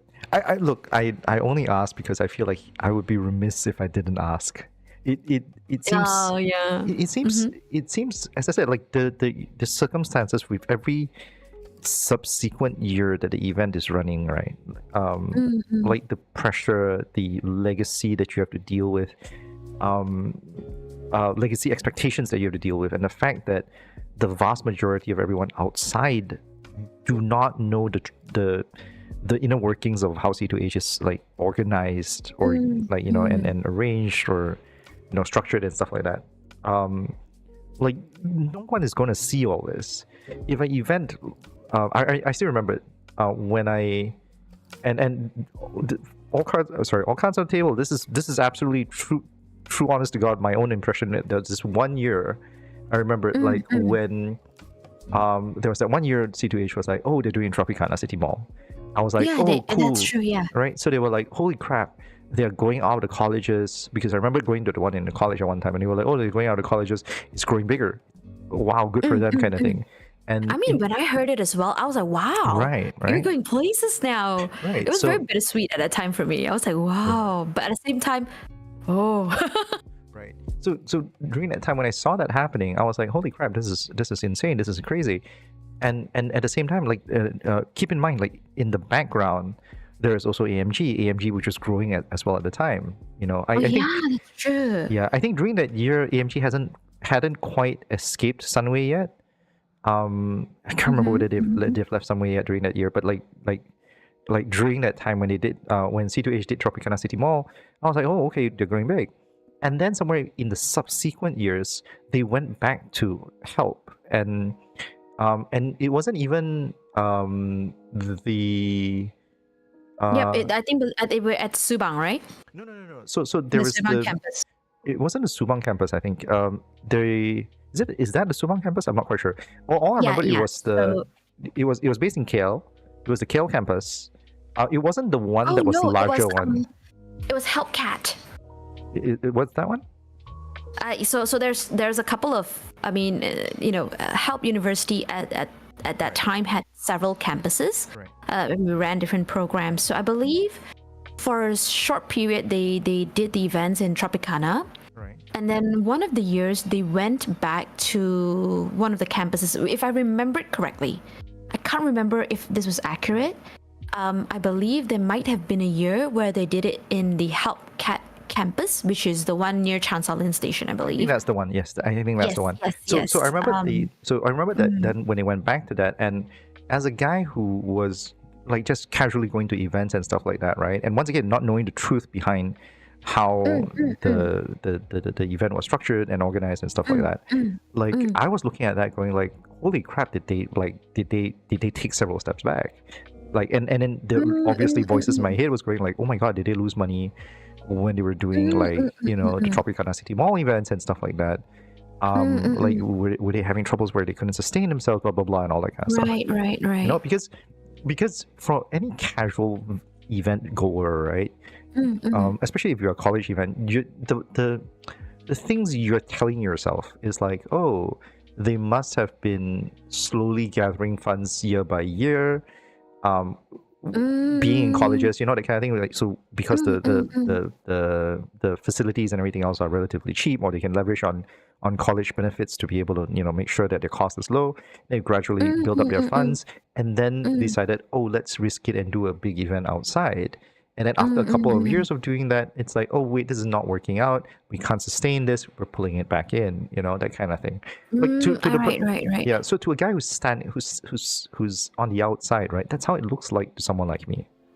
You know, and you can't help but to start asking yourself like, who dropped the ball on this? You know. I don't know. I guess it's also, it could be because I've. Well, despite the fact that I was no longer doing like C2AGE, because I've had a little bit of taste and experience of what it was like doing events, right? I was still like you know, part-time jobs every here and there, and then you still involved with other events, right? And at that time when it went back, I wasn't okay. So it wasn't my first thought about, you know, whether there was a financial setback ultimately, but it did occur to me whether, for example, if they had an agreement with maybe Tropicana at a time that only lasted a certain number of years, because again, because it was associated with the Help brand, it was very feasible to me at the time that, oh, it could be that, you know, maybe the university had an agreement with the mall, and that agreement lasted several years for them to, like, you know, you can use the space for this event for X amount of years. And it could be that, you know, maybe for whatever reason that the university chose. I don't know if this is actually the case. So I am now just speaking on presumptions. So I could be wrong, but it could also be the fact that maybe the agreement ended, and the university or whoever had to do it that year just decided that, okay, you know, instead of like maybe renting a hall outside or whatever, we could just use the university venue again. I don't know if that's the actual case, but that was actually one of the first things that came to me when I realized that they went back to the like university grounds. I actually just thought, oh, did that maybe, you know, did that like an agreement end already? Because it was not uncommon, I think, at the time for I guess, at least in my knowledge and expectation, for, you know, organizations and corporations to make this kind of agreements with malls to hold like events and stuff. So that was at least my experience then. So quick note, C2AGE had an event last year in September at Jaya Shopping Center. Once again, I'm reading off the banner image that they have on the Facebook page, right? I don't think they've announced anything this year. Do you? Right. Do you think that? But they have used the page for other things. So now, oh, sorry, my mistake. There is actually my mistake, because they actually just somehow bad, right? They do. They actually have 7th to 8th September 2024. It's actually there, but it's the thing is that they have not updated their banner image for this. It still says 2023. So for anyone who's interested or who's curious, please do feel free to go and check out the Facebook page for C2AGE.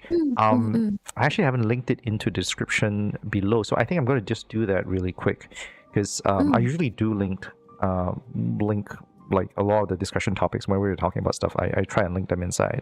Sure. So yeah. So in the meanwhile, if anyone who's listening in, believe it or not, we do take questions. This isn't just purely a conversation.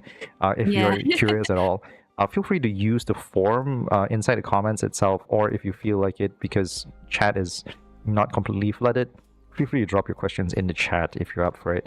I'll I get mean, to we them could as we do go like along. the next 15 minutes or so, because I just realized we've been talking for almost 2 hours. Uh, Believe it or not, that's pretty Wow. standard for this. Like I've Wow. done, Okay. so I've done. So once again, I think this is, I can't remember what this is, the 10th or 11th at this point. But Mm-hmm. what happens is like the average, the shortest I've had is 2 hours. Literally, Mm-hmm. legitimately, the shortest I've had is 2 hours. Yeah. Which was the one that I did with, I think it was Rachel at the time. Either Mm-hmm. Rachel or actually no, Rachel. I think at least we still went into 3. I think with Mandy we kept it into 2 because she was very insistent on that one. Yeah. I mean, if we could clip into a clean 2, that would be nice as well, because it makes for an easier listening experience, I think, overall. Oh, I have a Yeah, we could. I have a running policy. As long as it's interesting, we'll just keep going. But like, let's be like, Well, then maybe I should put it out there that it would be great if we could end 11. because so here, this is how I prefer to go about it, which is this is a little inside baseball for anyone who's listening in. As a rule for myself, I would rather have the content in a very organic session, like have everything here, and like maybe if I ever find the time to do YouTuber homework to actually make shorts, like cut and do shorts kind of thing.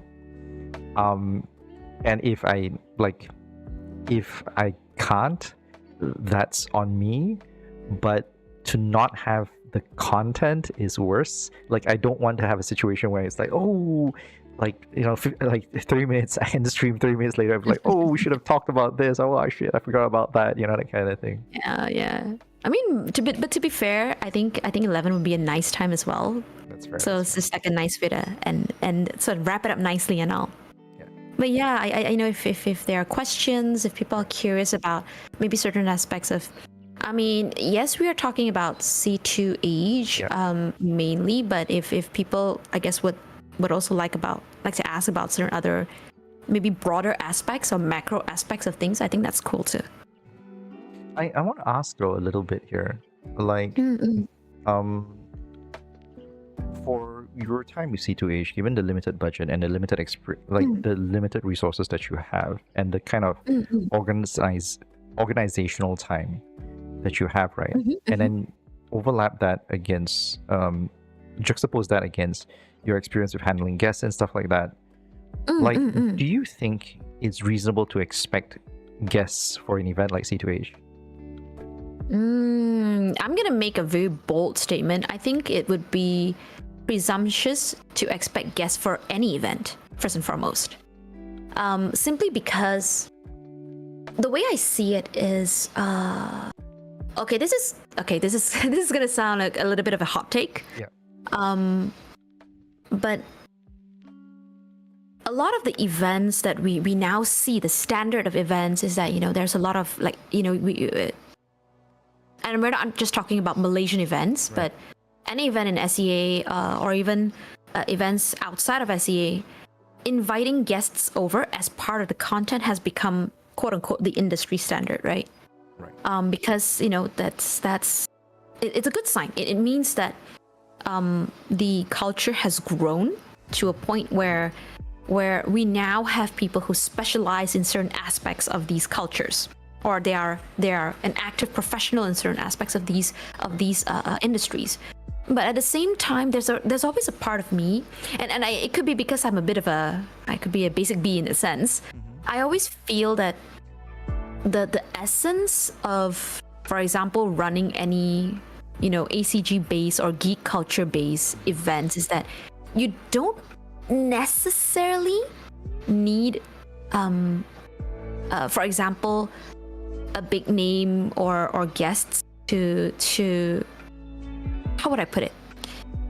I think the fact that you have guests is great for added content, but it should not become like a necessity for you to run an event, because ultimately the thing I enjoy the most about going events even now is that I'm going there maybe with a group of my friends. We're going there because we're doing something that we like together. So whether it be like there's a bunch of us who just want to go and walk down the Dojin booths and artist alleys because we enjoy looking at the creators of Malaysia. Whether it's you want to go with a group of cosplayers and stuff. Ultimately, and this is also an essence that I have sort of put into C2AGE when we first ran it, is that ultimately it is about taking a shared enjoyment of your hobbies or things that you like with another fellow human being. So especially when you look at events who are still growing, and therefore in need of, for example, resources, they may not necessarily be able to get the resources. I think it's quite realistic to stop and think about how you want to angle the direction. I think it's great if, for example, if you have the resources for it and you want to invite like a guest over who could contribute, or at least have it's relevant to event, to bring in and share those experiences with the con goers and the event goers. I think that would be great. But I don't want, I guess as somebody who's been in the scene very long, I don't want us to fall down this false sense of security where if you run out of content, just quote unquote, for example, call a guest or something. That I feel that would be great if you could, and it should be something we try to maybe provide in terms of variety of content. But I also believe that it's precisely that. It's one variation of content. There's so many variations of content out there with the many events that perhaps don't necessarily make it to the front page of any of our social media. But if you're really tight for resource, and you're not sure if you want to call a guest, for example, with not just C2AGE, then maybe it's good to think about how do you want to balance this. It's about balance at the end of the day. Right. So what you're saying is that if you're a small event, with limited resources, recognize basically that guests are just a form of content. And I would like to think about it that way. Yeah. Well, I mean, ultimately, we all enjoy, for example, like getting guests, and we love to hear their experiences and having the opportunity to interact with them. Right. And I absolutely get it. But I also wonder if we are falling into this pit hole where everybody is kind of going like, no, we must. There's no such thing as a must in an event. At least I don't think so. The most important thing is you gotta do stuff that you enjoy. I think that's absolutely fair. Yeah, and if you feel pressure because of that, oh no, now I gotta make this happen. Right. That's gonna take away from the enjoyment, I feel. I mean, I asked this because, to be fair, like we, as a small sort of, I wouldn't say it's an aftermath, but it is sort of, sorry, I before I get into this point, I do want to do a quick recap. So from the stories that you've shared so far, though, it seems interesting enough that like C2AGE didn't in particular draw from, say, CF exists, therefore I want to do something similar to that, or GACC exists, so I want to do something like that. For you guys, it was very much, because the lecturer opened up this window, and then for you guys, you and Terry at the time were like, hey, it sounds pretty cool, let's give it a try, kind of thing. It was very much about just having an avenue to express ourselves, I would say. And while we were both very inspired, I think, by the other events that were ongoing during the time it was organized, I think what's also amazing is that one of the things that we perhaps have is the fact that because organizers change every year, they each brought a little bit of, I guess, something to the picture, and that might explain why. I mean, earlier you said that it's been around a while, and it's managed to sort of hang on in the sense that and carve itself a niche in the industry, and I think it's probably an amalgamation of those little bits that each maybe organizing committee actually came into. Yeah, I mean, it's fascinating because, as I said, like, I've done quite a number of these calls with a bunch of other people, and maybe it's purely because my sample size is not fantastically huge. So a fallacy of the sampling, right? But or sampling bias, right? Like, but a number of people were very much like, oh, inspired by other events to do it, like therefore they want to do something similar. It wasn't in particular that they were like, oh, there is a niche, or there wasn't like a call to action from any other third party or something like that that said, oh, therefore let's give it a shot, you know, that kind of thing. So I, all cards at the table once again, I came into this conversation half expecting some reference to GACC and CF and things like that, but it's always fantastic to know that like different approaches and different approaches can occur, and different what's the word I'm looking for, different seeds to these kind of events can really show up and, you know, lead to very interesting and different incarnations. Yeah, so I have a policy for myself, like I will happily acknowledge my own personal biases. Like, I will tell you my impressions, but also I'm very, very happy to be proven wrong. I'm very fascinated when there's something new to learn. So thank you very much, Sarah, for sharing the wonderful story. No, but thank you so much for inviting me and I guess sharing your platform with me. This platform is tiny. Hey, but a platform nonetheless, right? To be fair, yeah, it's important. To be fair, I actually had this conversation with my previous guest, very specifically about what a platform is. I don't have a platform. This is just a channel. The platform owner is YouTube. Well, if you want to go and, you know, if you want to be pedantic about it, then yes, we have a channel. Because so I'm the for what it's worth, the closest thing I am is a producer and host on this platform. Right. On this freely accessible platform. Okay. Yeah, but I know where you're coming from. But yeah, there was a reason why I was having this, like why we were having this conversation, is because previously when I was doing my last segment, I was doing it with one of the very unique Malay-centric content creators. Like, and once again, I have to censor my brain for this, because what happens is that he does content on YouTube, and his channel is called Buzzpop. And basically he does a lot of sort of like movie reviews and geek related stuff, all in Malay, like all in Malay. Wow. Yeah. So and he was sharing, when I was talking with him, he was sharing about how he started off because he himself is very into this stuff, but like there isn't a lot of people who are specifically talking about these kind of things, right? To the Malay community. Like they were talking about like Spider-Man. Like he knows the Western side stuff. Like he knows like the history of Peter Parker and Spider-Man, and like great, you know, power comes great responsibility and all that kind of stuff, right? So he knows all of this in English. But when Spider-Man like first became popular, like all his Malay-speaking friends are like, what the F is this going on? And like no idea what's going on and all that kind of stuff.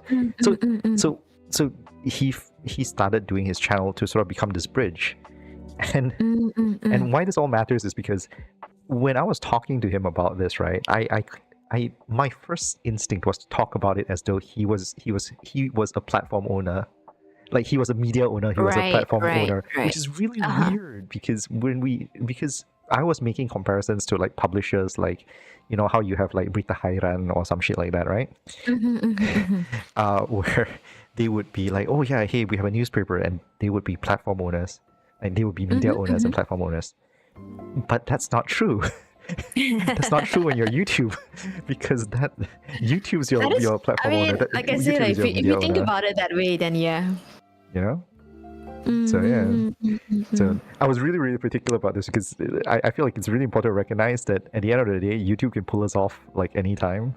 This channel is Well, not that even is true, monetized, though. by the That way. is true. I mean, Like, we could touch wood. yeah. We could get shut down Yeah, anytime. yeah, Yeah. right. But all cards on the table. Like this channel is not monetized at all. This is a very Right, personal right. project. Like I just want to make sure that we all have a record of all histories and stuff. Mm, mm, mm. And this is a fascinating thing. I'm uh, for what it's worth, Sarah. Like every conversation has been enlightening for me because I learn something new every time I have a conversation with somebody here.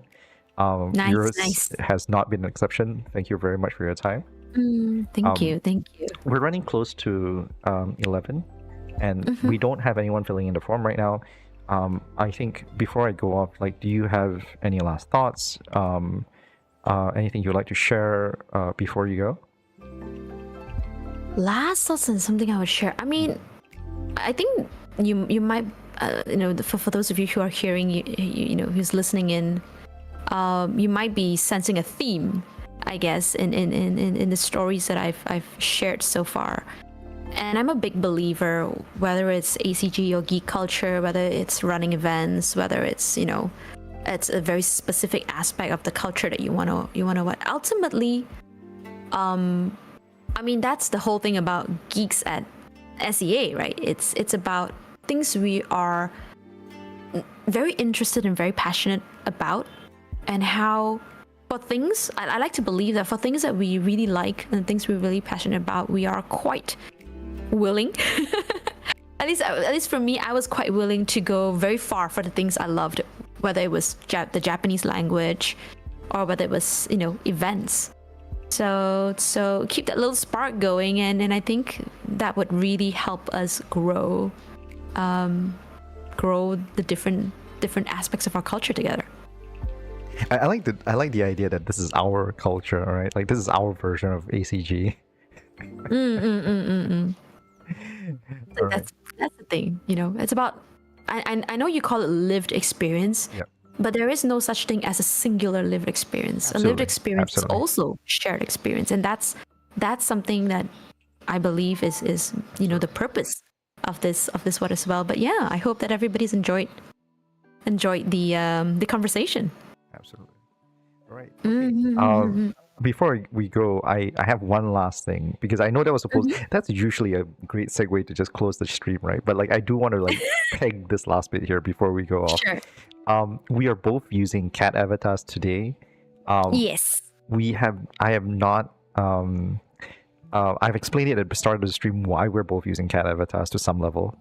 But I've never introduced the cats themselves. Oh, that is true. Would you like to introduce your cat? Okay, just very briefly, this is Mochi. It's one of the babies that we rescued. A lot of the pets that we have at home are all rescue animals. He's highly mischievous. He thinks he's king of the house, hence the crown, and we are all just his servants. Right. Anyway, and the one I'm using here tonight is actually a community cat over here in Singapore, where I actually stay. It was. I mean, I've moved from that place, but I go back to visit him from time to time. Me and my fiance have affectionately referred to him as Frank. His full name is Frankfurt B Sashimi. Actually, it's Frankfurt S Bratwurst, but we've been flip-flopping on what the full name should be. Okay. Yeah, but basically it's sashimi sausage. Oh, that's. Yes, he's an adorable piece of crap. Yeah. We have grown incredibly affectionate with him, and like when we went and visit him just the other day, he came running towards us and was like meowing like crazy because like we haven't seen him in forever, and he just missed us. Right. Yeah. Yeah. All right. Okay. We went past our time. I guess that's it for us tonight. So once again, thank you guys, everyone, for like joining us for as long as you have. This has been Sarah. Thank you very much for your time. It has been a wonderful chat with you. Thank you so much. Yeah.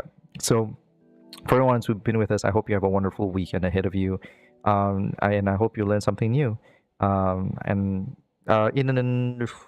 right. Just a quick plug.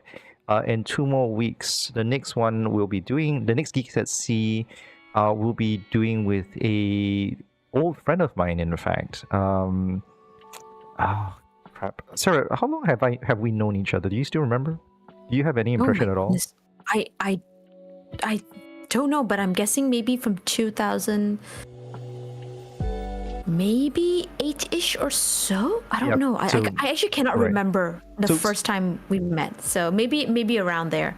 Right. So I guess in my case, it will be probably about the same then, because 2 weeks from now, I will be talking to an old friend of mine, which I think we've known each other around the same time. His name is Richard.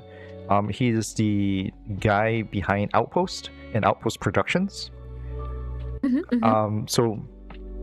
And we'll be talking about like basically his experiences with geek culture once again within Malaysia, and what's really unique about his take on what will be his take on all of this, right? Is that a lot of those Transformers appearances that you see sometimes, like with Hasbro and stuff like that last time. Right. That would be his doing. Like he would be the guy that was doing a lot of the talent management behind that. He was the guy that was doing a lot of appearances for some of these mascot characters and stuff like that. And one big reason what brought up the conversation is that he actually used to have a sort of I want to call it a geek cafe kind of thing in what was formerly known as C2AGE Leisure. Okay. So, and for those who don't know, and C2AGE Leisure was this building that was, I don't even know what they were wanting to call it, but like it was in Damansara next to IKEA, and basically they recently finally decided to demolish it. And yeah, they announced that they were going to demolish the building, and so I rang up Richard and said, "Hey, you know what'd be cool? Let's talk about it." It was due to be demolished in the second quarter of 2024. So, depending on how the scheduling went, Richard may be sharing some pictures from the demolished site when we go live 2 weeks from now. All right. And with that, that's all I have for us this week. Thank you once again for everybody who's like, this is the third time I'm saying this, but thank you very, very much for those who have stuck with us for as long as you have. I hope you have a wonderful time, and I hope to see you at our next session. See you guys again soon. Bye, everybody. Bing bong.